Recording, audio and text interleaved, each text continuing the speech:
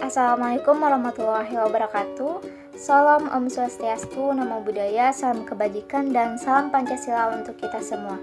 Yang terhormat, dosen pengampu mata kuliah Negara Hukum dan Demokrasi, yaitu Bapak Profesor Dr. Andes Haji Sarabaini MPD, dan yang kami banggakan teman-teman dari kelas A1 PPKN. Di sini saya Nurul Hidayah dari kelompok 10 dan juga ada dua teman saya dari kelompok 10 yaitu Nur Aslina Yuhida dan juga Nurul Hasanah. Di dalam video kali ini kami akan membahas 8 bentuk demokrasi yang ada di dunia.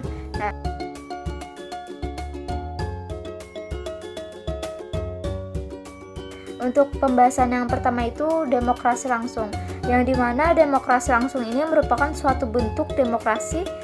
Setiap rakyat memberikan suara atau keputusannya secara langsung oleh dirinya sendiri atau masyarakat itu sendiri, tidak diwakilkan oleh orang lain.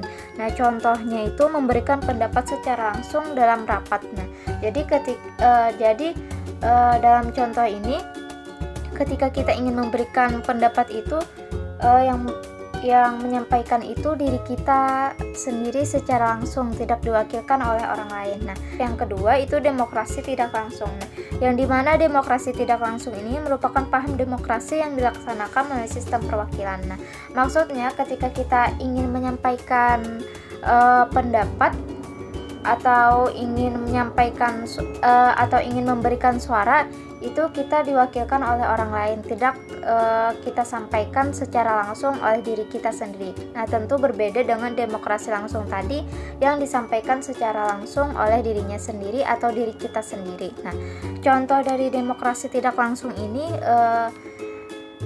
menulis kritik di surat kabar. Nah, itu contoh dari demokrasi tidak langsung. Nah, untuk bentuk demokrasi lainnya akan dibahas oleh teman saya.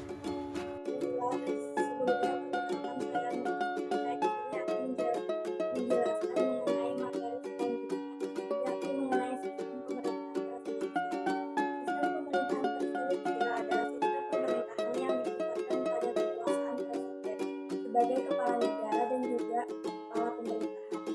Sistem pemerintahan tersebut ini memiliki beberapa ciri. Yang pertama adalah kepala negara juga berperan sebagai kepala pemerintahan. Yang kedua, pemerintah tidak bertanggung jawab kepada parlemen. Ketiga, menteri diangkat dan bertanggung jawab kepada presiden. Yang keempat adalah kedudukan eksekutif sama dengan kedudukan legislatif. Selain itu, sistem pemerintahan presidensial ini juga memiliki beberapa prinsip utama. Yang pertama, terdapat pemisahan yang jelas antara kekuasaan eksekutif dan legislatif. Presiden merupakan eksekutif tunggal dan eksekutif tidak terbagi. Kepala pemerintahan juga sekaligus kepala negara seperti yang dijelaskan. Presiden mengangkat menteri sebagai pembantu atau bawahan dan bertanggung jawab kepada baiklah materi selanjutnya yakni mengenai sistem pemerintahan demokrasi parlementer. Jadi, sistem pemerintahan parlementer adalah sebuah sistem pemerintahan di mana parlemen memiliki peran penting di dalam pemerintahan. Dalam hal ini, parlemen memiliki wewenang dalam mengangkat perdana menteri dan parlementer dapat juga menjatuhkan pemerintahan, yaitu dengan cara mengeluarkan semacam mosi tidak percaya. Adapun ciri-ciri dari pemerintahan parlementer ini yakni yang pertama diketuai oleh seorang perdana menteri sebagai kepala pemerintahan, sedangkan kepala negara dikepalai oleh presiden atau raja. Yang kedua, kekuasaan eksekutif dan presiden ditunjuk oleh legislatif, sedangkan raja diseleksi berdasarkan undang-undang. Yang keempat, menteri-menteri hanya bertanggung jawab kepada kekuasaan legislatif. Yang kelima, kekuasaan eksekutif bertanggung jawab langsung kepada kekuasaan legislatif. Dan yang terakhir adalah kekuasaan eksekutif dapat dijatuhkan oleh kekuasaan legislatif. Yang selanjutnya adalah sistem demokrasi otoriter, di mana sistem demokrasi otoriter ini menurut Albert Purwanto dan lainnya merupakan kepemimpinan yang berdasarkan pada perilaku pemimpin yang menegaskan otoritas yang kuat, membimbing rekan-rekan mereka dan meminta kepatuhan mereka yang tidak diragukan lagi.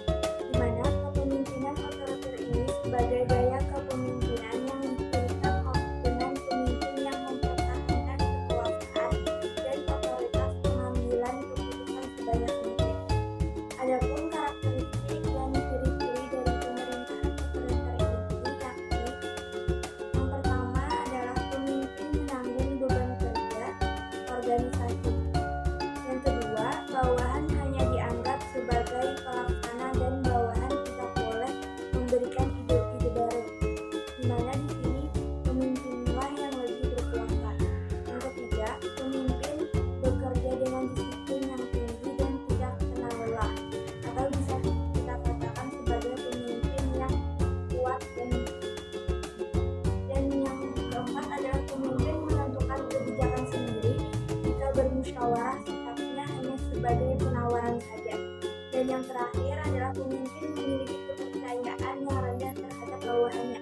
Jadi dia itu menganggap dialah yang lebih berkuasa sedangkan bawahannya itu hanya untuk membantunya saja, tetapi dialah yang berhak mengambil sebuah keputusan. Mungkin itu saja dari saya. Materi selanjutnya akan dijelaskan oleh teman saya. Baik, di sini saya akan menjelaskan tentang demokrasi partisipasi dan demokrasi Islam.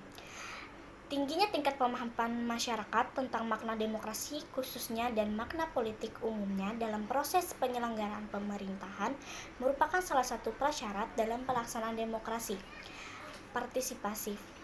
Kemudian, kondisi kehidupan sosial ekonomi masyarakat berada pada taraf menengah atas sehingga dapat dicegah kemungkinan adanya politik uang atau money politik dalam seluruh proses kegiatan politik. Berdasarkan hal tersebut, berperannya lembaga politik dalam meningkatkan pemahaman politik rakyat melalui kegiatan pendidikan politik mutlak diperlukan.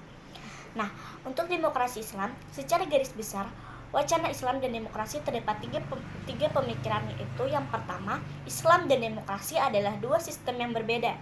Kedua, Islam berbeda dengan demokrasi. Dan yang ketiga, Islam membenarkan dan mendukung demokrasi. Selanjutnya, demokrasi sosial. Gagasan Marcuse tentang demokrasi sosialis membuat nilai-nilai kemanusiaan yang menjunjung tinggi kesederajatan, keadilan, dan kebebasan. Marcuse sendiri tidak hanya memberikan ide-ide tentang demokrasi sosial, melainkan juga menghayatinya baik dalam lingkungan akademis atau dunia kampus maupun dalam keterlibatan sosial kemasyarakatan non-politik praktis yang dipertanggungjawabkan secara ilmiah melalui analisis kritis atau metode demokrasi massa. Demi berkembangnya peradaban yang demokrasi berlandasan pada nilai kebebasan dan keadilan. Kesadaran dan kesederajatan merupakan dasar untuk menjelaskan makna kebebasan dan keadilan. Sekian, terima kasih.